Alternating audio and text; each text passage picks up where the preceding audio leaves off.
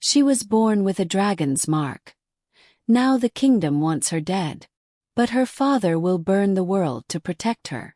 The desert winds howled through the ruins of Solmir as the sun blazed like an eye in the sky, unforgiving and watchful. Malik's boots crunched across the scorched ground as he held tightly to the small hand in his own.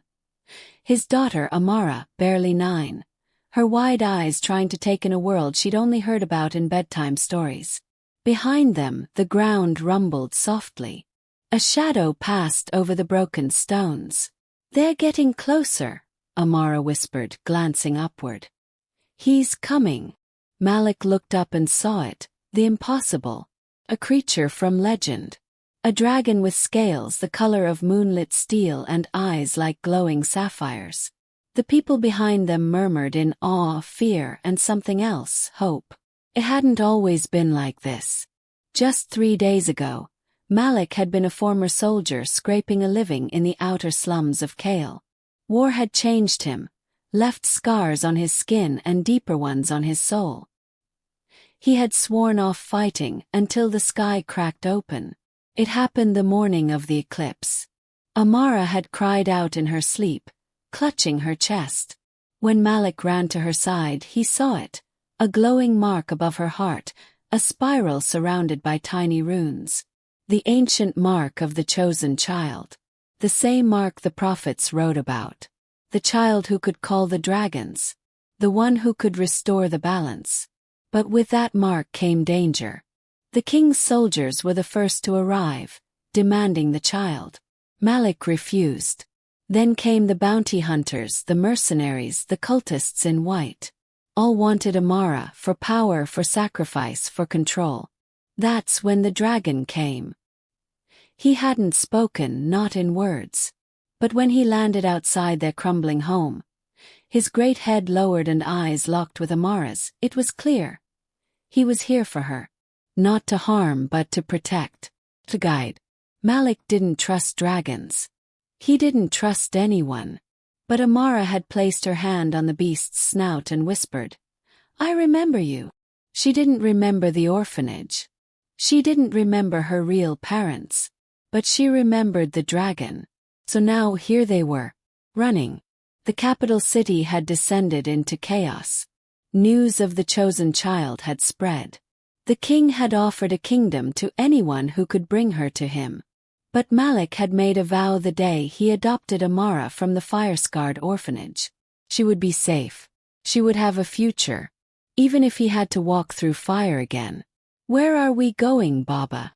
Amara asked as they reached the edge of the marketplace, where the crowd grew thinner and the heat more intense. "To the sanctuary of scales," Malik answered, his voice a low rasp. "It's where your mother, where she once walked. It's where the dragons still remember their oaths." "But why are they after us?" she asked. Malik stopped and knelt, brushing a lock of her hair behind her ear. "Because you're special, Amara. You're meant to change this world. And some people are scared of change." The dragon landed behind them with a thunderous beat of wings, scattering dust and awe in equal measure. People knelt. Some cried. Others ran. But Malik stood tall. "His name is Varian," Amara said, smiling up at the beast. "He told me. In my dreams. He says he was my mother's dragon." Malik's throat tightened. Her mother, Zara, had been one of the last dragon whisperers before the purge. She died in the final battle against the old king, leaving behind only a necklace and the tiny girl who now held his hand. The mark had returned. That meant war wasn't over, just sleeping. A group of riders appeared at the edge of the street, black armor, gold insignia, royal inquisitors. "They found us," Malik muttered. Varian growled, wings spreading in defense. The crowd screamed and scattered, leaving only Malik, Amara, and the massive dragon between them and death. "Give us the girl," shouted the lead rider. "By royal decree." Malik reached into his pack, pulling out a long-forgotten blade wrapped in cloth. He hadn't held it in years, but the weight felt familiar, like a promise. He looked at Amara. "You trust me?" She nodded. "Always." Then he turned to the soldiers and said, "If you want her, you'll have to go through me." And behind him, the dragon snarled in agreement. The soldiers didn't hesitate. With a barked order, they raised crossbows, loaded with bolts tipped in shimmering blue. Mage forged. Dragon killers. Malik pushed Amara behind him, raising the old blade. It vibrated slightly in his grip, humming with ancestral magic it hadn't sung in years. Varian let out a roar that shook the domes of the city, and with a powerful sweep of his wings, knocked several of the soldiers off their horses. "Cover your ears," Malik shouted to Amara. The girl obeyed just as Varian opened his jaws and unleashed a torrent of blue flame. It curved like a wave, rolling forward but avoiding Malik and Amara entirely, as if the fire itself knew who to spare. The attackers screamed, their armor melting or bursting into white-hot shards. The few who survived turned their steeds and fled. But one remained. The lead rider dismounted, his cloak barely singed. His armor didn't shine. It pulsed runes glowing red across the black surface. A war priest. "I am High Inquisitor Rajan," he said coldly, voice sharp as a dagger's edge. "That child is a threat to the Empire. Surrender her, or I'll cut her from your corpse." Malik stepped forward, blade raised. "You'll die trying." Rajan smiled. "Then let the oath be broken." With speed unnatural, the Inquisitor charged. Sparks flew as their weapons clashed, Malik's sword meeting Rajan's twin-bladed staff. The war priest moved like a demon, his strikes imbued with flame and force. Malik held his ground, using every ounce of skill he had learned in a lifetime of war. Meanwhile, Amara knelt beside Varian's clawed foot, whispering, "Please help him." The dragon's eyes flickered. For a moment he hesitated. Then something in Amara's voice, something ancient and familiar, stirred him. Rajan caught Malik off guard, slashing across his ribs. Blood sprayed. Malik staggered but didn't fall. "You're too old. Too slow," Rajan taunted. "I'm still her father," Malik growled, slashing upward. The blade met enchanted armor but sent Rajan stumbling. Then came the sound, like wind and thunder and memory. Low chant. Amara stood, arms raised, the mark on her chest glowing bright gold. Runes lifted into the air, spinning like tiny stars. Varian's head turned, watching her as though seeing Zara reborn. "I remember," Amara whispered. "The old oath.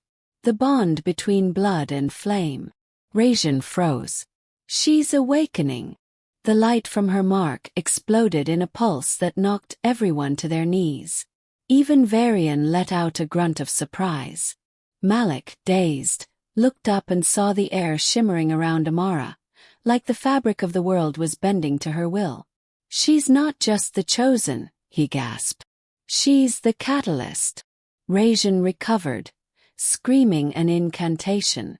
Dark tendrils shot from his staff, aiming for Amara. Varian moved like lightning, leaping between them. The tendrils struck his wing and shoulder, making him roar in pain. But he held firm. "No!" Amara shouted, and suddenly the ground cracked. Out from the earth burst another dragon, this one red as molten rock. Then another. And another. Within seconds, the skyline was filled with wings and fire. The dragons had returned. Panic gripped the city. People screamed. Bells rang. But Malik only saw his daughter, standing in a ring of swirling energy, eyes glowing, surrounded by ancient protectors. Rajan turned to run, but a shadow fell over him, one of the elder dragons descending with fury. With a scream, the Inquisitor vanished under talons and flame. Malik stumbled forward. "Amara!" The glow began to fade.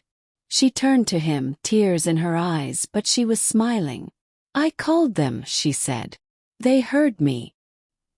He gathered her in his arms, ignoring the blood on his side. "You did more than that, little one. You brought them back." Varian knelt beside them, breathing heavily, wounded but alive. Amara placed her palm against his neck, and the mark pulsed again. A warm light flowed from her into the dragon's wounds, healing them. Malik stared. "How?" "She is the bridge," Varian's voice echoed at last, not in sound but in their minds. "The child of flame and spirit. Her power awakens the pact once broken." People began to emerge from their hiding places, staring in awe at the dragons circling the city. Not as destroyers but as guardians. Then Malik felt the ground tremble again, not from the dragons, but from the direction of the palace. The king had learned of the awakening, and he would not be pleased. The city of Kale had not seen dragons in generations, not since the old wars when they were hunted and banished.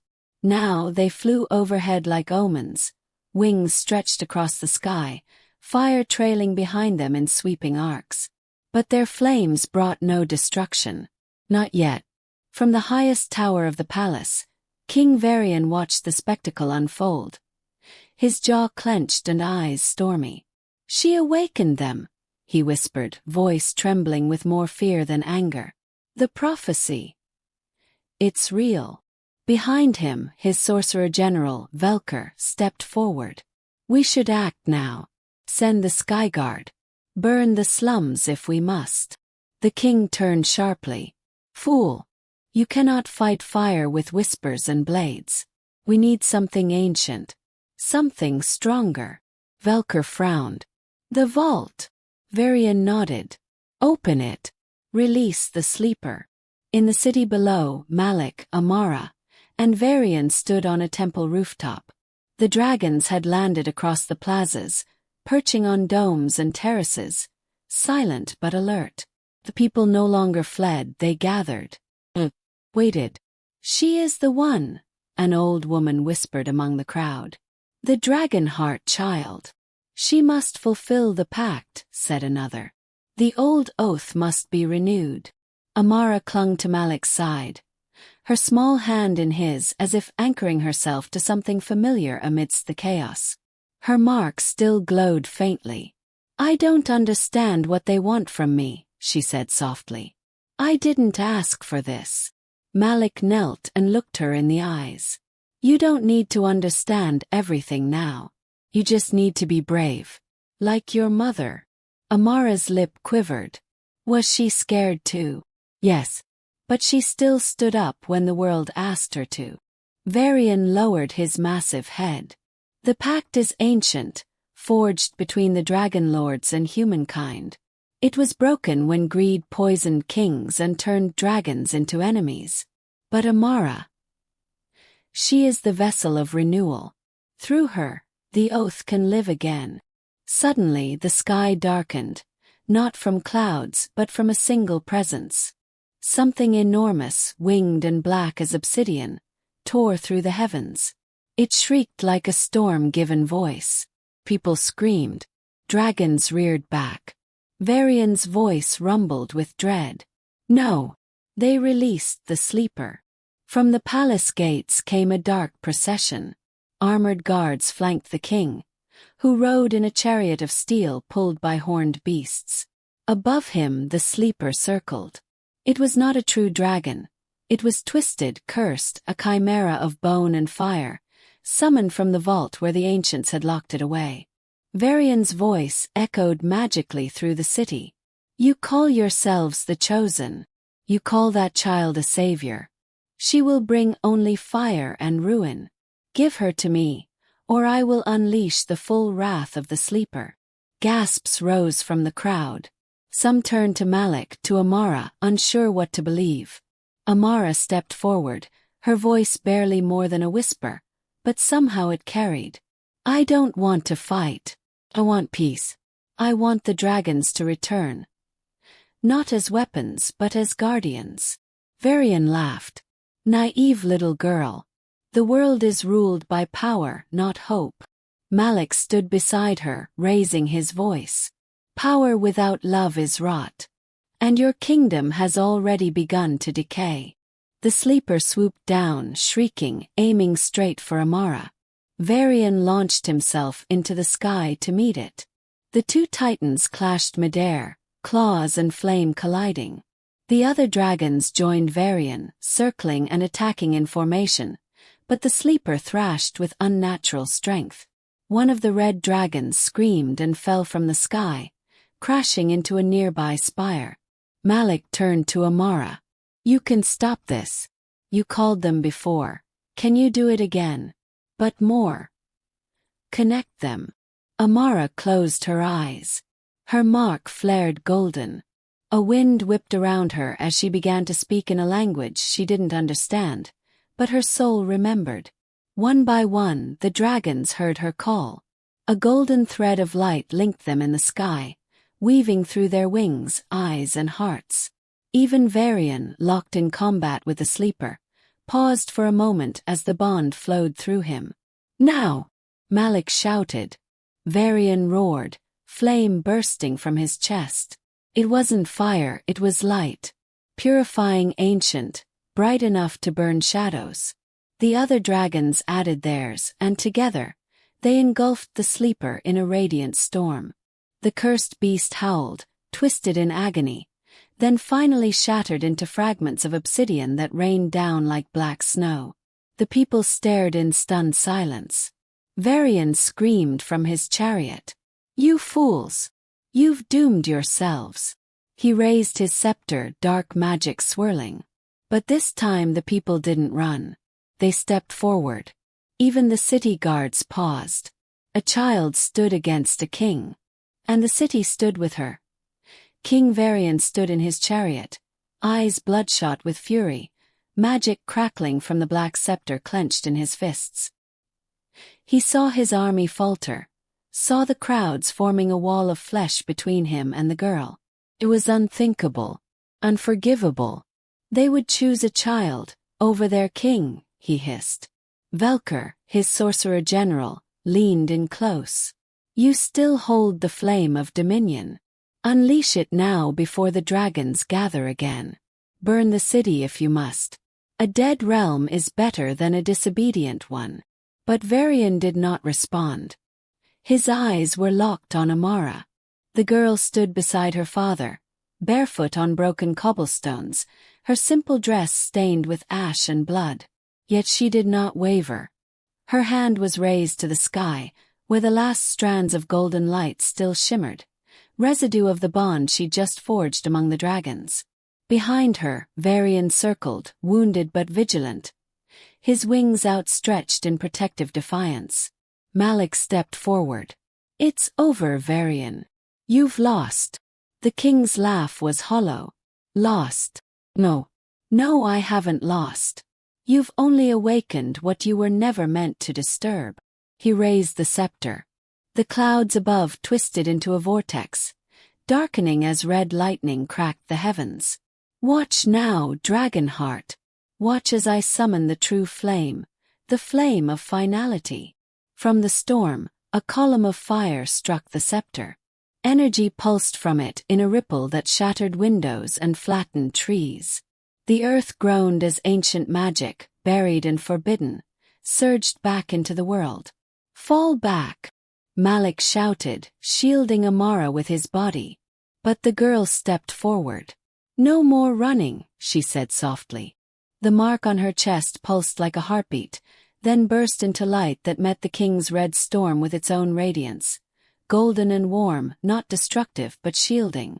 Where the two flames collided, a dome of energy erupted, enclosing them both in a circle no one else could enter. Varian roared. She is invoking the right of balance. The what? Malik asked. The final bond. When two ancient flames clash, the world itself demands a reckoning. She has accepted it. One flame shall remain. One shall be extinguished. Inside the dome the wind stilled. Amara floated a few feet above the ground. Her hair flowing like a river of light, eyes glowing. Varian's magic twisted violently. You are nothing. Mistake. Born of treason. Amara looked into his eyes, not with hate but sorrow. I am the flame that heals. She raised her hand, and the air filled with symbols circling them both. Ancient words. Forgotten truths. Light and dark warred, not in fury but in meaning. Then Amara spoke one word. Name. Zara. Varian's face paled. What did you say? I carry her heart. My mother. The last dragon keeper. And your sister. Gasps echoed even from outside the barrier. Malik's knees almost buckled. She's royalty, he whispered. That's why she fled the court. Varian rumbled. She was the flame that escaped the chains. And now, her child is the one who returns to break them. The revelation shattered something inside Varian. You were never meant to exist, he screamed, casting his final spell. Black fire, thick and cruel, surged toward Amara, but her light met it gently, like water absorbing flame. Not a blast. Her voice echoed, and her power reached into the city, touching not just the dragons but the people. Wounds healed. Fear turned to awe. Even some of the guards fell to their knees, weapons dropped. The light swirled and then snapped into a beam that struck the scepter. Shattered. Varian screamed as his power left him, pouring into the air like smoke. The dome collapsed. The king fell to his knees, broken, defeated. Amara lowered gently to the ground. Her glow faded. Malik rushed forward, gathering her into his arms. You did it. Flame heart, you did it. I'm tired, she whispered. But I'm okay. The people surged forward. Not with anger or rebellion, but reverence. The city knelt before her. Before them. High above, Varian bellowed a long, rising call. It was not a cry of war. It was a signal. Summons. From distant mountains and forgotten valleys, dragons began to answer. The age of flame was returning, not as a weapon but a covenant. Malik turned to see the elders approaching, dressed in ceremonial robes. One of them bowed low. She must sit at the council of flame. The bond has returned. She is the flame-born. Malik stood tall beside his daughter, his face stained with sweat and pride. She is more than that. She is hope. The city had changed. Where once fear and suspicion ruled, now silence reigned, an awed, sacred kind of silence. The streets no longer echoed with cries of rebellion or orders barked by soldiers. Instead, the people watched as Amara, the girl who had once lived hidden in the shadows, stood in the heart of the capital with dragons at her side and the future in her hands. Malik walked beside her, his arm wrapped protectively around her shoulders, though he knew by now she no longer needed protection. She was becoming something greater. Word of King Varian's fall spread like wildfire. The high priests, the nobles, even the mercenary guilds swore allegiance to the new dawn. Many knelt in open squares as Amara passed, not as if to a queen, but as if to a bridge between two worlds. Still the city needed healing. Fires burned from Varian's last strikes. Homes had been lost. Trust had been broken. Amara saw all of it and said only, "We begin again." And so, the dragons, once feared, now revered, carried water from the rivers, moved stones, and even helped rebuild. People worked alongside them, unsure at first, then slowly with laughter and wonder. The flames that had once brought ruin now lit forges and warmed homes. Amara was not crowned. She refused it. Instead, she accepted the role of flamekeeper, the guardian of the sacred bond between dragon and human. Her duty was not to rule, but to guide. A council was formed. Humans, dragons, elders from both. Malik was given a seat of honor, though he never asked for one. He remained at Amara's side, quietly watching, advising, and more often than not, just being a father. "You've grown," he said one night as they sat on a tower's edge, watching dragons fly under moonlight. Amara smiled, her eyes still bright with that golden glow. "I feel like I've always been this. Just waiting." "Do you regret it?" he asked. She turned to him. No, I regret nothing. You gave me love. That's the only reason I was strong enough to become what I had to. Malik's throat tightened. Your mother would be proud. Amara looked up at the stars. She is.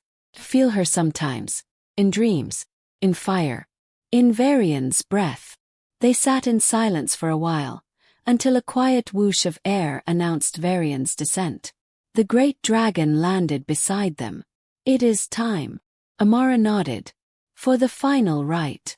In the Valley of Flame, where the pact had first been broken, Amara stood atop the ancient stone where the dragon lords once made oaths. Around her gathered dragons of all sizes and shades. Varian. The red-scaled elder Kirathel. Even the newly hatched ones, barely the size of a horse, lined the cliffs. And from every corner of the land, people had come, witnesses to the reforging of the bond.